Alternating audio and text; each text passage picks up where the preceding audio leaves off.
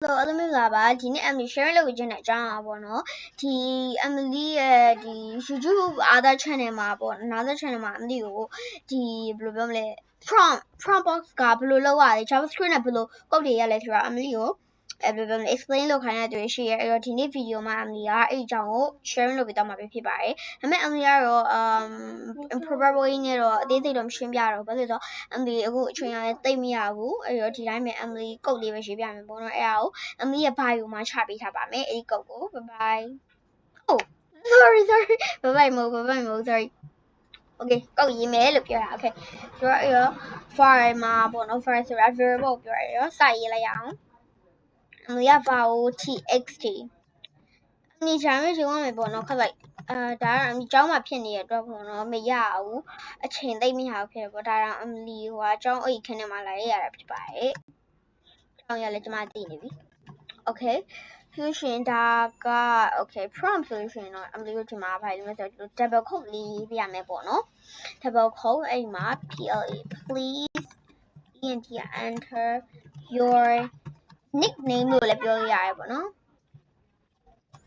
nickname လို့တော့ Emily ရထည့်လိုက်ပါမယ် nickname ဆိုပြီးတော့အဆက်နှလုံးလေးချပေးမယ်ပြီးလို့ရှိရင် Emily comma အဲ့ double quote နှစ်ခုဒါတော့ Emily တို့လာမယ့်ဟာလေးပေါ့နော်ဒါတော့ Emily နာမည်ပဲထည့်လိုက်ပါမယ် Emily Jones ပေါ့နော်အဲ့ဒါတော့ကိုတိုက်တဲ့နာမည်ရချပေးလို့ရတယ်ဝယ်ပြီး Emily their condition စစ်ပါမယ်our person ရမှာ equal now ထည့်လိုက်မယ်ပေါ့နော် now ပြင်တော့ဒီဒုတ်ချောင်းရပေါ့အမျိုးမေးကြရပေါ့နော်အဲ့ရောဒီဒုတ်ချောင်းရ shift ရ enter အပေါ်ကဒုတ်ချောင်းလေးပါအဲ့ဒါလေး shift ရအဲ့လေးနဲ့တွဲနေတာအဲ့လိုဒုတ်ချောင်းလေးပေါ်ရပေါ့နော်ဒီတင်နာတွေလည်းခဏခဏအမျိုးမေး that's why အဲ့ဒါမရှင်းထင်တာပေါ့နော်အမျိုးရှာရဖမာမဲမသိဘူးဒါပေမဲ့အဲ့ဒါတော့ဒီနေ့အလေးပြပြရပါမယ်အဲ့ဒါကဘာလဲ enter shift နဲ့ enter ရဲ့အပေါ်ကဟာလေးနဲ့ဖိနေရပါတယ်ပြီးရင်တော့အမျိုးတို့တွန့်ဝင်လေးထည့်မယ်ပေါ့နော် let go spec okay သူကဒီမှာအဲ့လို error လေးပြန်လို့ဆက်လက်မလိုက်ကွာဆက်လက်မဲ့တဲ့လိုလေးပြန်လိုက်မယ်မရှိဘူးဆိုရင်အမျိုးခဏလေးနော်အမျိုးနည်းနည်းရှုပ်သွားပြီokay ဆိုတော့နည်းနည်းလေးရှုပ်ပါရဲ့ရှင်တောင်းပန်ပါတယ် okay nice ရပြီ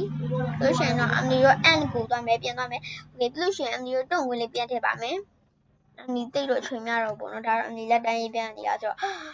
txt ရဲ့ text မှာ text တွေဆိုတာ text နော်မှတ်ထားအောင်ဒီ user ကလို့မလုပ်ဘဲနဲ့ cancel လိုက်တယ်ဆိုလို့ရှိရင် user cancel the prompt လို့ရေးလိုက်မယ်ပေါ့နော် cancel the prompt ပြီး full stop လေးပါချလိုက်ပဲ Emily full stop ပြရှင်ပိတ်မယ်ပိတ်လေးပါမယ်ပေါ့နော်အာတတိထားမယ် else ဆို condition တစ်ခုစစ်တဲ့အရှင်တွေကိုပြောရပါတော့ okay else မှာက Emily text ပဲထည့်ရေးမယ် equal hello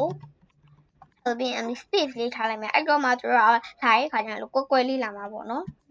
okay ပြီး person plus how are you ဆိုပြီးလို့စာလေးထည့်ပြလိုက်မယ် Emily က okay how are you question mark နဲ့ထည့်ပြလိုက်ပါမယ်အမျိုးအပိတ်လေးထည့်မယ်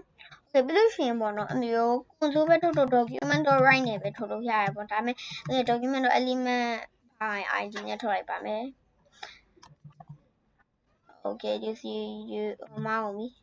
document document dot get element by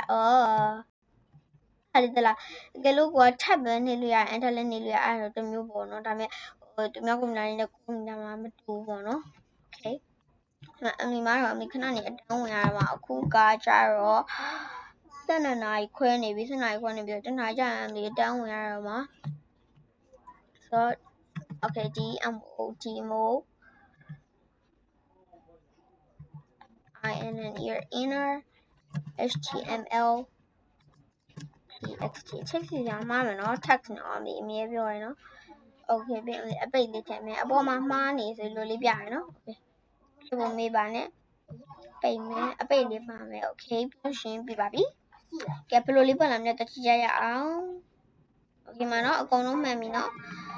Okay open with like စာပါအောင် Emily လုပ်လိုက်ပါမယ်